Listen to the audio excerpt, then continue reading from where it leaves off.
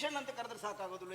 ವಿಭೀಷಣ ಯಾಕೆ? ಅದು ಹಾಗೆ. ಅದು ನಾವು ಪೂರ್ವದಲ್ಲಿ ಬಳಸುವ ಶಬ್ದದಿಂದ ಯಾರಿಗೆ ಯಾವ ಭಾವ ಇರ್ತದೆ ಅಂತ ಗೊತ್ತಾಗ್ತದೆ. ಹಾಗಿದ್ರೆ ನಿನ್ನ ಭಾವನೆ ಸರಿ ಇಲ್ಲ ಅಂತ ಆಯ್ತು. ಭಾವನೆ ಸರಿ ಉಂಟು, ನೀರು ಸರಿ ಇಲ್ಲ ಅಂತ ನೀನು ತಿಳ್ಕೊಳ್ಬೇಕು. ಅದಲ್ಲ ವಿಭೀಷಣ ಅಂತ ಕರೀತಿ ಅಂತ ಆದ್ರೆ ನಿನ್ನ ಭಾವನೆ ಕಟುವಾಗಿದೆ ಅಂತ ಆಯ್ತು. ಅಲ್ಲ, ನೀನು ಯಕಶ್ಚಿತ ಅಂತ ಆಯ್ತು.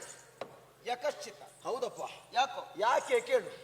ಒಬ್ಬನನ್ನ ಕರೆದಾಗ ಅಂತಾನೆ ಅಂತಾದ್ರೆ ಅವನಿಗೆ ಅಹಂಕಾರ ಉಂಟು ಅಂತ. ಅಲ್ಲ, ಕರೆಯೋ ರೀತಿ ಹೇಗೆ ಅಂತ ಇರ್ತದೆ. ಇನ್ನೊಂದು, ಕರೆದಾಗ ಓ ಎಂದರೆ ಅದು ಓಂಕಾರ ಆಗ್ತದೆ. ಆಗ ಅವನಿಗೆ ಸಂಸ್ಕಾರ ಉಂಟು ಅಂತ ಗೊತ್ತಾಗ್ತದೆ. ಮಾತಿನಿಂದ, ಮಾತಿನ ಶೈಲಿಯಿಂದ, ಬಳಸುವ ಪದದಿಂದ ಯಾರ ಕುರಿತಾಗಿ ಯಾರಿಗೆ ಯಾವ ಅಭಿಪ್ರಾಯ ಉಂಟು ಎನ್ನುವುದನ್ನು ತಿಳಿಯುವುದಕ್ಕೆ ಸಾಧ್ಯ ಉಂಟು. ಹಾಗಾದ್ರೆ ನೀನು ಈಗ ವಿಭೀಷಣ ಅಂತ ಕರೆದಲ್ಲಿಗೆ ನಿನ್ನ ಸಂಸ್ಕಾರ ಎಂತದ್ದು ಅಂತ ನಾನು ಗುರುತಿಸಿದೆ. ಎಲ್ಲಾ ಸಾರಿ ಎದುರಿಗಿದ್ದವ್ರ ಸಂಸ್ಕಾರ ಮಾತ್ರ ಯೋಚನೆ ಮಾಡಬೇಡ. ಹಾಗಾದ್ರೆ ಕರೆಯುವ ರೀತಿಯಿಂದ ಗುರುತಿಸುವುದಕ್ಕೆ ಆಗುತ್ತದೆ ಅಂತ. ಕರೆದದ್ದು ಯಾರನ್ನು ಅಂತ ಆಗುದಿಲ್ವಾ? ನಿನ್ನನ್ನು ಕರೆದದ್ರಿಂದ ನಾನು ನಿನ್ನಲ್ಲಿ ಸಂಸ್ಕಾರವನ್ನು ಗುರುತಿಸಲಿಲ್ಲ ಅಂತ ಅರ್ಥ. ನಿನ್ನ ಸುದೀರ್ಘವಾದ ಇದುವರೆಗೆ ಜೀವನದಲ್ಲಿ ನೀನು ಸಂಸ್ಕಾರವನ್ನು ಉಳಿಸಿಕೊಳ್ಳಿಲ್ಲ ಎನ್ನುವುದನ್ನು ನೀನು ತಿಳಿದುಕೊಳ್ಳಬೇಕು. ಈಗ ಮತ್ತೊಬ್ಬರಲ್ಲಿ ಸಂಸ್ಕಾರವನ್ನು ಗುರುತಿಸಬೇಕು ಅಂತ ಆದ್ರೆ ಅದು ಸಂಸ್ಕಾರವಂತನಿಗೆ ಹೆಚ್ಚು ಅರ್ಹತೆ ಇರುವುದು. ಜೀವನದಲ್ಲಿ ತಪ್ಪದಿದ್ದವ ಮಾತ್ರ ತಪ್ಪಿದವನನ್ನು ಪ್ರಶ್ನೆ ಮಾಡುವ ಅಧಿಕಾರವಿರ್ತದೆ. ಜೀವನದ ಉದ್ದಕ್ಕೂ ತಾನು ತಪ್ಪಲಿಲ್ಲ ಎನ್ನುವಂತ ಆತ್ಮವಿಶ್ವಾಸವಿದ್ದರಿಂದ ತಪ್ಪಿದ ನಿನ್ನನ್ನ ಪ್ರಶ್ನೆ ಮಾಡುವುದಕ್ಕೆ ಬೇಕಾಗಿ ಬಂದವ. ನಿನ್ನೆ ಸ್ಥಾಯಿ ಅಂತ ಹೇಳುವುದಕ್ಕಿಲ್ಲ, ತಾನು ಕಳ್ಳ ಪರರನ್ನು ನಂಬ ಎನ್ನುವ ಗಾದೆ ಗೊತ್ತು. ಎಲ್ಲ ನಿನ್ನ ಮೂಗಿನ ನೇರಕ್ಕೆ ಪ್ರಪಂಚವನ್ನು ಅಳಿಬೇಡ. ನನ್ನ ಮೂಗಿನ ನೇರಕ್ಕೆ ನಾನು ಯಾರನ್ನು ಅಳಿಯುವುದಿಲ್ಲ, ನೀ ಅಳಿತಾ ಇದ್ದಲ್ಲ. ಈಗ ನಾನು ನನ್ನ ಮೂಗಿನ ನೇರಕ್ಕೆ ನಿನ್ನ ಅಳದದ್ದಲ್ಲ. ನೀನು ದೋಷಿಗ, ನೀನು ಮಾಡಿದಂತ ಕೃತ್ಯ ಸರಿ ಇಲ್ಲ ಅಂತ ನಿನ್ನ ಅಳಿಯುವುದಕ್ಕೆ ಮುಂದಾದದ್ದು. ದೋಷಿಗ? ಚಿಕ್ಕಪ್ಪ ಹೂವಾಕುದ ಬೇಡವಾ ಅಂತ. ಅಲ್ಲ, ನಿನಗೇನು ಅನಿಸ್ತದೆ? ಅಲ್ಲ, ಈಗ ಒಳ್ಳೆ ಭಾವನೆಯಿಂದ ಚಿಕ್ಕಪ್ಪ ಅಂತ ಕರೆದ್ರೆ ಬೇಸರ ಪಡುವುದಿಲ್ಲ. ಆದ್ರೆ ನೀನು ಯಾವ ಲೆಕ್ಕದಲ್ಲಿ ಚಿಕ್ಕಪ್ಪ ಅಂತ ಕರೆದಿದ್ದೆ ಅಂತ ಗೊತ್ತಾಗಲಿಲ್ಲ ನನಗೆ. ತಂದೆಯ ತಮ್ಮ ಮಾತ್ರ ಚಿಕ್ಕಪ್ಪ ಆಗುವುದು, ಮತ್ತೆ ಬೇರೆ ಯಾರು ಚಿಕ್ಕಪ್ಪ ಆಗುವುದಿಲ್ಲ. ಹಾಗಿದ್ರೆ ತಂದೆಯ ತಮ್ಮ ಅಂತ ಹೇಳಿ ನೀನು ರಾವಣೇಶ್ವರನ ಮಗ. ಅವರೆಲ್ಲ ಸತ್ತೋಗಿದಾರಲ್ಲ. ಯಾರು ಸತ್ತೋದದ್ದು? ಯಾರು ಸತ್ತೋದದ್ದು? ಯಾರು? ರಾವಣೇಶ್ವರನ ಮಕ್ಕಳು. ಎಷ್ಟು ಜನ ಇದ್ದಾರೆ? ಬಹಳ ಜನ ಇದ್ದಾರೆ. ಅದ್ರಲ್ಲಿ ಸತ್ತೋದವ್ರು ಲೆಕ್ಕ ಬೇಕಾದ್ರೂ ಕೊಡು. ಅಲ್ಲ, ಲೆಕ್ಕ ನಾ ಕೊಡ್ಲಿಕ್ಕೆ ಹೋಗು. ಲೆಕ್ಕ ನೀನ್ ಲಂಕೆಯಲ್ಲಿದ್ದದ್ದು ನೀನೇ ಕೊಡ್ಬೇಕು. ಲೆಕ್ಕ ಅಗತ್ಯ ಇಲ್ಲ. ನಿನ್ನ ಕಲ್ಪನೆಯಲ್ಲಿ ಇದ್ದವರು ಸತ್ತು ಹೋಗಿದ್ದಾರೆ ಅಂತ ನೀನು ತಿಳ್ಕೊಳ್ಬಹುದು. ಇದ್ದವ್ರ ಸುದ್ದಿ ನನಗೆ ಗೊತ್ತಿಲ್ಲ. ಇದ್ದವ್ರ ಸುದ್ದಿ ನನಗೆ ಗೊತ್ತಿಲ್ಲ. ನಿನಗೆ ನೀನೇ ನಿಂಗ್ ಸುದ್ದಿ ಗೊತ್ತಿಲ್ಲ ಅಂತ ಆದ್ರೆ ನೀನ್ ತಿಳ್ಕೊಂಡದ್ದೇ ಲೋಕದಲ್ಲಿ ಸತ್ಯ ಅಂತ ಹೇಳಲಿಕ್ಕೆ ಆಗುದಿಲ್ಲ. ಲೋಕದಲ್ಲಿ ಸತ್ಯ ಬೇರೆ, ಸೀಮಿತ ಸತ್ಯ ಬೇರೆ, ಪರಮ ಸತ್ಯ ಬೇರೆ. ನೀ ತಿಳ್ಕೊಂಡದ್ದು ಮಾತ್ರ ನೀ ಇದ್ದ ಸೀಮೆಗೆ ಅದೇ ಸೀಮಿತ ಅಂತ ಸೀಮಿತ ಸತ್ಯವನ್ನು ತಿಳ್ಕೊಂಡಿದ್ದೀಯ. ಪರಮ ಸತ್ಯ ಲೋಕದಲ್ಲಿ ನಮ್ಮಂತವ್ರು ಇನ್ನು ಉಳ್ಕೊಂಡಿದ್ದಾರೆ ಎನ್ನುವುದು ನೀ ತಿಳ್ಕೊಳ್ಳದೆ ಇದ್ದಂತಹ ಸತ್ಯ. ಪರಮ ಸತ್ಯ ಅಂತ ಹೇಳಿದ್ರೆ ನೀನು ರಾವಣೇಶ್ವರನ ಮಗ. ಅವತ್ತು ನಾನು ಹುಟ್ಟಿದ ಕಾಲಕ್ಕೆ ಮೂಲ ನಕ್ಷತ್ರದಲ್ಲಿ ಹುಟ್ಟಿದವ. ಮನೆತನಕ್ಕೆ ಅರಿಷ್ಟ ಬರುವುದಕ್ಕೆ ಸಾಧ್ಯ ಉಂಟು. ಮನೆ ಒಡಿತದೆ, ಅಣ್ಣ ತಮ್ಮಂದಿರು ಬೇರಾಗ್ತಾರೆ, ಸಂಬಂಧ ಹಾಳಾಗ್ತದೆ ಎನ್ನುವಂತಹ ಅಪ್ಪನಿಗೆ ದುರ್ಬುದ್ಧಿಯನ್ನು ತುಂಬಿ ನನ್ನನ್ನು ನನ್ನ ತಂದೆಯಿಂದ ದೂರವಾಗುವುದಕ್ಕೆ ಕಾರಣಕರ್ತ ನೀನು ಅಂತ ತಿಳ್ಕೊಂಡೇ ಬಂದಿದ್ದೇನೆ. ನೀನೆ. ಮೂಲಕಾಸುರ ಪಾಂಡವರನ್ನ ನಿಜವಾಗಿ ಲೋಕದಲ್ಲಿ ಯಾರೆಲ್ಲ ರಾಷ್ಟ್ರದ್ರೋಹಿಗಳಿದ್ದಾರೋ ಅವರೆಲ್ಲರಿಗೂ ನಾಯಕ ಯಾರು ಕೇಳಿದ್ರೆ ನೀನು. ರಾಷ್ಟ್ರದ್ರೋಹಿ ಒಂದು ಮಾತುಂಟು, ಕೇಳಿದ್ದೀಯ? ಜನನಿ ಜನ್ಮಭೂಮಿಶ್ಚ ಹೇಳೋ ಸ್ವರ್ಗಾದಪಿ ಗರಿಯಸಿ. ಹೆತ್ತ ತಾಯಿ ಹೊತ್ತ ನೆಲ ಸ್ವರ್ಗಕ್ಕಿಂತ ಮಿಗಿಲು ಅಂತ ಹೇಳಿದ್ರು. ನೀನು ನಮ್ಮ ತಂದೆಯಾದಂತಹ ರಾವಣೇಶ್ವರನನ್ನ ನಿನ್ನ ಅಣ್ಣನನ್ನ ಬಿಟ್ಟು ಹೋಗುವ ಕಾಲಕ್ಕೆ ನಿನಗೆ ಇದು ಜನ್ಮಭೂಮಿ, ನಿನಗೆ ಜನ್ಮ ಕೊಟ್ಟ ತಾಯಿ ಲಂಕೆಯಲ್ಲಿರುವ ಕಾಲಕ್ಕೆ ನಿನ್ನ ಪ್ರಾಣವನ್ನು ಉಳಿಸಿಕೊಳ್ಳುವುದಕ್ಕೆ ಬೇಕಾಗಿ ಹೋಗಿ ರಾಮನ ಕೈಕಾಲು ಹಿಡಿದುಕೊಂಡು ಪೀಠದ ಆಸೆಯಿಂದ ಅವನಿಂದ ಪಟ್ಟಾಭಿಷೇಕವನ್ನ ನನ್ನಪ್ಪ ಬದುಕಿರುವ ಕಾಲಕ್ಕೆ ನೀನು ಮಾಡ್ತೀಯ ಅಂತಾದ್ರೆ ನಮ್ಮ ಅಪ್ಪನನ್ನು ತೆಗೆಲಿಕ್ಕೆ ಹೊರಟವರಲ್ಲಿ ಪ್ರಧಾನವಾಗಿದ್ದವ ನೀನು. ಪಕ್ಷ ಬಿಟ್ಟು ಪಕ್ಷಕ್ಕೆ ಹಾರುವವರಿಗೆ ಮೂಲ ವ್ಯಕ್ತಿ, ಮೂಲ ಶಕ್ತಿ ನೀನೇ ಅಂತ ಇವತ್ತು ಲೋಕದವರು ತಿಳಿದುಕೊಳ್ಳಬೇಕಾದ ಸತ್ಯ ಗೊತ್ತುಂಟಾ? ನಿನ್ನ ಸಮಾಧಾನ ಆಯ್ತೀಗ? ಯಾವುದಕ್ಕೆ ಸಮಾಧಾನ? ನಾನು ಬಿಟ್ಟು ಹೋಗಿದ್ದೇನೆ ಅನ್ನೋದು. ನಿನ್ನ ಆತ್ಮಕ್ಕೊಂದು ಶಾಂತಿ ಕೊಡುವಲ್ವರೆಗೆ ನನಗೆ ಸಮಾಧಾನ ಆಗುದಿಲ್ಲ. ಮನೆಯಲ್ಲೇ ಉಂಟು ಮನೆಗೆ ದ್ರೋಹ ಬಗೆದವ ಯಾರು ಕೇಳಿದ್ರೆ ಅದು ವಿಭೀಷಣ. ಹೌದು, ಮೂಲಕಾಸುರ. ಆದ್ರೆ ಸರಿಯಾದಂತಹ ಮೂಲವನ್ನು ತಿಳಿದುಕೊಳ್ಳದೆ ವ್ಯವಹರಿಸ್ತಾ ಇದ್ದೀಯಲ್ಲ. ನನ್ನ ಮೂಲ ತಿಳ್ಕೊಂಡು ಬಂದದ್ರಿಂದ ಇವತ್ತು ನಿನ್ನ ಬುಡ ತಪ್ಪಿಸ್ಲಿಕ್ಕೆ ಬಂದ ಅಲ್ಲ. ಮತ್ತೆ ಬುಡ ತರಿಸುವ ಕಥೆ ಇರ್ಲು. ನನ್ನ ಬುಡವನ್ನ ತಪ್ಪಿಸಬೇಕು ಎನ್ನುವ ಹಾಗೆ ಪ್ರಯತ್ನ ಮಾಡಿದವರು ಎಷ್ಟು ಮಂದಿ, ಎಲ್ಲರೂ ಅಳಿದು ಹೋದ್ರು ಬಿಟ್ರೆ ನಾನು ಇಲ್ಲಿಯೇ ಸ್ಥಿರವಾಗಿ ಇದ್ದೇನೆ. ನಿನಗೆ ಮತ್ತೊಂದು ಗೊತ್ತುಂಟಾ? ನೀನು ಉಳಿಬೇಕು, ನಿನಗೆ ಪೀಠ ಬೇಕು ಅಂತಾದ್ರೆ ಮತ್ತೊಬ್ಬರು ಕೈಕಾಲು ಹಿಡ್ಕೊಂಡಾದ್ರೂ ನೀ ಬದುಕ್ತೀಯ. ಅಲ್ಲ, ಯಾರ ಕೈಕಾಲು ಅಂತಿರ್ತದೆ. ಅಲ್ಲ, ಕೈಕಾಲು ಹಿಡಿದ ಸುಳ್ಳ ನೋಡು, ಯಾವತ್ತು ನಾವು ಮಳೆ ನೀರನ್ನೇ ಅಪೇಕ್ಷಿಸಬೇಕಾಗುತ್ತದೆ, ಅದನ್ನು ಬಿಟ್ಟು ಯಾರ್ದೋ ಮನೆಗೆ ಹೋಗಿ ನೀರು ಕೊಡಿ ಅಂತ ಕೇಳೋದಕ್ಕೆ ಮುಂದಾಗುವುದಲ್ಲ. ವರ್ಷದ 12 ತಿಂಗಳು ಮಳೆ ಬರುವುದಿಲ್ಲ, ಒಂದೊಂದ್ ಸಾರಿ ಬಾವಿಯಲ್ಲಿದ್ದ ನೀರೇ ಬೇಕಾಗ್ತದೆ, ನೆನಪಿಟ್ಕೋ. ಕುಡಿಯುವುದಕ್ಕೆ ಬಾವಿಯ ನೀರೇ ಬೇಕಾಗುತ್ತದೆ. ಹಾಗಂತ ಬಾಯಾರಿಕೆ ಆಯ್ತು ಎಂಬ ಕಾರಣಕ್ಕಾಗಿ ಉಪ್ಪು ನೀರು ಕುಡಿಯುವುದಲ್ವಲ್ಲ. ಉಪ್ಪು ನೀರು ಕುಡಿದ್ರೆ ಬಾಯಾರಿಕೆಯೂ ಇಂಗುವುದಿಲ್ಲ. ಮನೆಯ ಸಮೀಪದಲ್ಲಿ ನದಿಯೇ ಹರಿಯುತ್ತಾ ಇದ್ರು ಸಹ ಮನೆಯ ಅಂಗಳದಲ್ಲೊಂದು ಬಾವಿಯನ್ನು ತೋಡ್ತಾನೆ. ಯಾಕೆ? ಕುಡಿಯುವುದಕ್ಕೆ ಅಗತ್ಯವಾಗಿ ಬೇಕಾದದ್ದು ಯಾವುದು ಅಂತ ಕೇಳಿದ್ರೆ ಅದು ಮನೆಯ ಬಾವಿಯ ನೀರು, ಭೂಮಿಯಿಂದ ಬಂದದ್ದು ಶುದ್ಧ ಎನ್ನುವ ನೆಲೆಯಲ್ಲಿ. ಹೌದು. ಅಯ್ಯ, ಹೇಳು, ನೀನೇನು ಕೇಳಿಕೊಂಡು ಬಂದಿದ್ದೀವಿ. ಈಗ ನೀನು ಮೂಲಾ ನಕ್ಷತ್ರದಲ್ಲಿ ಹುಟ್ಟಿದವ ಎಂಬ ಕಾರಣಕ್ಕಾಗಿ ಇವನನ್ನು ಪರಿತ್ಯಜಿಸಬೇಕು ಅಂತ ಹೇಳಿದವ ಯಾರು ಅಂತ ಹೇಳಿದೆ? ನೀನೇ. ನಾನು ಹೇಳಿದಂತ ನೀನು ಹೇಳಿದವರು ಯಾರು? ನಾರದರು ಹೇಳಿದ್ದು. ಹೌದಾ? ನೀನ್ ನಾರದರನ್ನು ಒಪ್ತೀಯ? ಒಪ್ಪಬಹುದು. ಆದರೆ ಯಾವ ಸಂದರ್ಭ ಅಂತ ಬೇಕಾಗುತ್ತದೆ. ಚಾಡಿ ಮಾತನ್ನು ಕೇಳಿ ಕೇಡಿಗೊಳಗಾಗದಿರು. ಚಾಡಿಗರು ತಮ್ಮ ಸೇಡು ತೀರಿಸಿ ನಿನ್ನ ದೂಡುವರು ಬಲಗೆ. ಕೆಲವು ಸಲ ಹೀಗೆ ಆಗಬೇಕು ಎನ್ನುವ ಹಾಗೆ ಚಾಡಿ ಮಾತನ್ನು ಹೇಳುವುದಕ್ಕೆ ಮುಂದಾಗುತ್ತಾರೆ. ಅದರ ಉದ್ದೇಶ ಏನು ಗೊತ್ತಾ? ಹೇಗಾದ್ರೂ ಸರಿ ಇವನನ್ನು ತೆಗೆಯಬೇಕು, ನಮ್ಮಿಂದ ಆಗದೇ ಇದ್ದಾಗ ಅಥವಾ ಮತ್ತೊಬ್ಬರ ಮುಖೇನವಾಗಿ ಇವನನ್ನು ಕೊಲ್ಲಬೇಕು, ಇವನನ್ನು ತೆಗೆಯಬೇಕು ಎನ್ನುವಂತ ಉದ್ದೇಶವನ್ನು ಹೊತ್ತವರು ಈ ರೀತಿಯ ಚಾಡಿ ಮಾತನ್ನು ಹೇಳುವುದಕ್ಕೆ ಮುಂದಾಗುತ್ತಾರೆ. ಅಂಥದ್ರಲ್ಲಿ ನಾರದರು ಹೇಳಿದರು ಎಂಬ ಕಾರಣಕ್ಕಾಗಿ ಅದೇ ಪರಮ ಸತ್ಯ ಎನ್ನುವ ಹಾಗೆ ನೀನು ಭಾವಿಸಿ ಬಂದಿದ್ದಿ. ಈಗ ಒಂದು ವೇಳೆ ನೀನು ಕೆಟ್ಟ ಸಂತಾನವೇ ಹೌದು ಅಂತ ಆಗಿದ್ರೆ ನಾನು ಹೇಳಿದ ಮಾತನ್ನು ನಿನ್ನ ಅಪ್ಪ ಕೇಳ್ತಾನ? ನಾನು ಹೇಳಿದ ಮಾತನ್ನು ನಿನ್ನಪ್ಪ ಕೇಳುವುದೇ ಹೌದು ಅಂತ ಆದ್ರೆ ನಿನ್ನಪ್ಪ ಈಗಲೂ ಬದುಕಿರುತ್ತಿದ್ದ.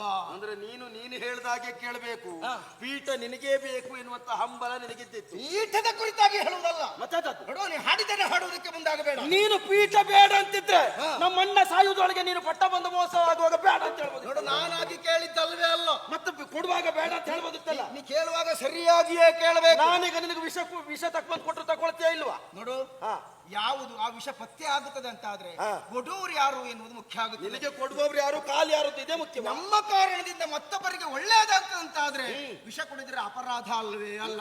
ಈಗ ನನ್ನ ಕಾರಣದಿಂದ ನೀನು ಪರಿಚಯಿಸಲ್ಪಟ್ಟವ ಎನ್ನುವುದಕ್ಕೆ ಅರ್ಥವೇ ಇಲ್ಲ. ಸಾರಿ ಸಾರಿ ಹೇಳಿದ್ದೇನೆ, ಬೇಡ ಬೇಡ ಎನ್ನುವ ಹಾಗೆ. ಪರಸತಿ ಪರಧನ ಯಾರಿಗೂ ಒಳ್ಳೆಯದಲ್ಲ. ನಾವೆಲ್ಲ ಭಾವಿಸುವುದು ಹೇಗೆ ಗೊತ್ತುಂಟಾ? ಉರಿಗಂಜೆ ಸಿರಿಗಂಜೆ ಶರೀರದ ರುಜಗಂಜೆ. ಪರಸತಿ ಪರಧನಕ್ಕೆ ಅಂಜುವವರು ನಾವು. ಈ ಪ್ರಪಂಚದಲ್ಲಿ ಯಾವ ವ್ಯಕ್ತಿಯಾಗಲಿ ಮತ್ತೊಬ್ಬರ ಹಣವನ್ನು ಕಸುವುದಕ್ಕೆ ಮುಂದಾಗುತ್ತಾನಂತ ಆದ್ರೆ, ಮತ್ತೊಬ್ಬರ ಸತಿ ಮೇಲೆ ಕಣ್ಣಿಡುವುದಕ್ಕೆ ಮುಂದಾಗುತ್ತಾನಂತ ಆದ್ರೆ ಅವನ ಸಾವಿಗೆ ಬೇರೆ ಕಾರಣ ಬೇಡವೇ ಬೇಡ. ಆ ಪಾಪವೇ ಇವನ ಸಾವಿಗೆ ಹೇತುವಾಗುತ್ತದೆ. ಮತ್ತೊಬ್ಬರ ಮಣ್ಣು ಬೇಡ ಅಂತ ಹೇಳಿದೆಯಲ್ಲ, ನೀನೀಗ ನಿತ್ತ ಲಂಕೆ ಯಾರದ್ದು? ಯಾರದ್ದು ಲಂಕೆ ಯಾರದ್ದು? ನನ್ನದ್ದು. ಈಗ ನನ್ನದ್ದು. ಮೊದಲು ಯಾರದ್ದು? ನಿನ್ನ ಅಪ್ಪನದ್ದು. ನನ್ನ ಅಪ್ಪನದ್ದು. ಅದಕ್ಕೂ ಮೊದಲು ಯಾರ್ದಾಗಿತ್ತು? ಅದಕ್ಕೂ ಮೊದಲು ವೈಷ್ಣವನ. ಹೌದಾ? ಸುವರ್ಣ ಲಂಕೆಯನ್ನು ಕಟ್ಟಿ ಬೆಳೆಸಿದ್ಯಾ? ಹಾಗಿದ್ರೆ ನಿನ್ನ ಅಪ್ಪನದಲ್ಲ. ಸುಮಾಲಿ ಕಟ್ಟಿತ್ತು. ನೋಡು, ಬಲಸ್ಯ ಪೃಥ್ವಿ ಬಲದಿಂದ ವೈಷ್ಣವನನ್ನು ಓಡಿಸಿ ಪುಷ್ಪಕ ವಿಮಾನವನ್ನ ಸುವರ್ಣ ಲಂಕೆಯನ್ನು ಪಡೆದುಕೊಂಡ್ರು ಕೂಡ ಮತ್ತೆ ಅದನ್ನು ಕಟ್ಟುವ ಯೋಗ್ಯತೆ ಉಂಟು ಅಂತ ತೋರಿದ್ದು ಯಾವ ಕಾಲಕ್ಕೆ ಗೊತ್ತಾ? ಲಂಕಾ ದಹನವಾದ ಕಾಲಕ್ಕೆ. ಇಡೀ ಸುವರ್ಣ ಲಂಕೆ ಸುಟ್ಟು ಹೋದಾಗ ಮತ್ತೆ ಅದೇ ಲಂಕೆಯನ್ನು ಸ್ಥಾಪಿಸುವ ಯೋಗ್ಯತೆ ಇದ್ದದ್ದು ನನ್ನ ಅಪ್ಪನಿಗೆ.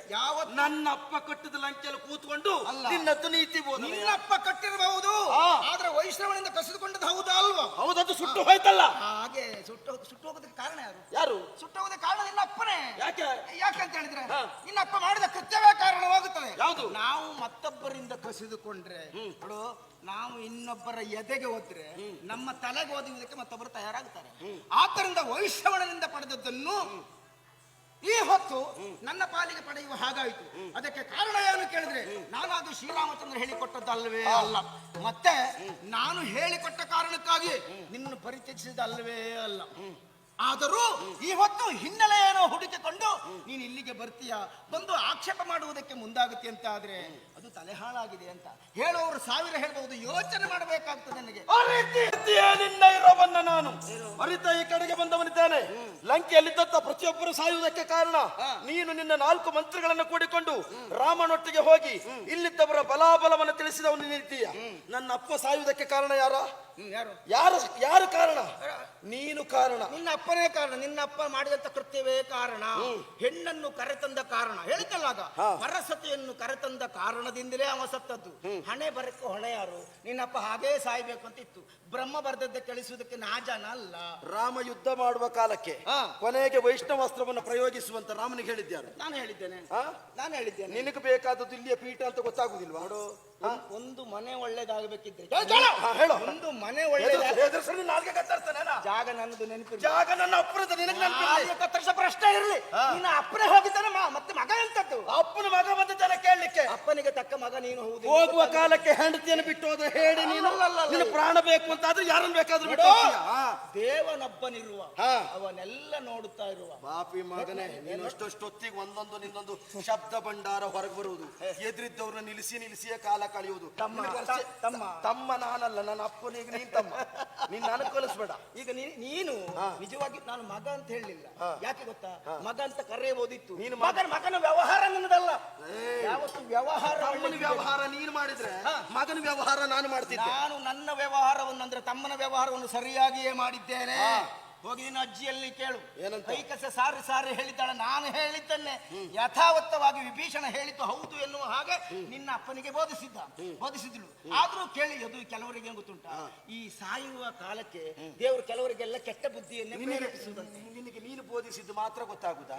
ನೀನು ನೀತಿ ಹೇಳುವ ಕಾಲಕ್ಕೆ ನನ್ನಣ್ಣನಾದಂತ ಬೇಗನಾದ ಹೇಳಿಲ್ವಾ? ರಾಜಶಾಸ್ತ್ರಕ್ಕೆ ಇದೊಂದು ನೀತಿ ಅಲ್ಲ ಅಂತ. ಆದ್ರೂ ಕೊನೆಗೆ ಅಪ್ಪನ ಪಕ್ಷವನ್ನ ಅಂತ ಹೋರಾಟ ಮಾಡಲಿಲ್ವಾ? ಅವ ತಪಸ್ಸಿನ ಮೂಲಕ ಪಡೆದದ್ದನ್ನೆಲ್ಲವನ್ನ ಅಪ್ಪನಿಗೆ ಬೇಕಾಗಿ ವ್ಯಯ ಮಾಡಲಿಲ್ವಾ? ಅತಿಕಾಯ ನೀತಿ ಹೇಳಿಲ್ವಾ? ಕೊನೆಗೆ ಅಪ್ಪನ ದಾರಿ ಹಿಡಿಲಿಲ್ವಾ? ಅವರೆಲ್ಲರೂ ಅಪ್ಪನ ದಾರಿಯಲ್ಲೇ ಇದ್ದಾರೆ. ಯಾಕೆ ಕೇಳಿದ್ರೆ ಅಪ್ಪನ ಆಶ್ರಯದಲ್ಲಿದ್ದವರು. ನಿನಗೆ ರಾಮ ಬೇಕು, ಪೀಠ ಬೇಕು ಅಂತ ಕಂಡಿತು, ಹೆಂಡತಿಯನ್ನ ತಾಯಿಯನ್ನ ಎಲ್ಲರೂ ಅತಿಕಾಯನೇ ಆ ರೀತಿ ಬೋಧೆಯನ್ನು ಕೇಳಿದ್ರು. ನಿನ್ನಪ್ಪ ಬುದ್ಧಿ ಮಾತನ್ನ ಕೇಳಲಿಲ್ಲ ಅಂತ ಆದ್ರೆ ವಿನಾಶಕಾಲೇ ವಿಪರೀತ ಬುದ್ಧಿ. ನಾವೆಲ್ಲ ಹೇಗೆ ಗೊತ್ತುಂಟ, ನಾವು ನಿಂತ ನೆಲ ಕುಸಿಯುತ್ತದೆ ಅಂತ ಗೊತ್ತಾದ ಬಳಿಕ ಜಾಗ ಬಿಟ್ರೆ ಒಳ್ಳೇದಾಗುತ್ತೆ ಅಂತ ಅರ್ಥ. ಅದರಲ್ಲೂ ಈ ಪ್ರಪಂಚದಲ್ಲಿ ಯಾವ ಬಲವೇ ಇದ್ರೂ ಸಹ ದೇವ ಬಲ ಒಂದಿರಬೇಕಾಗುತ್ತದೆ.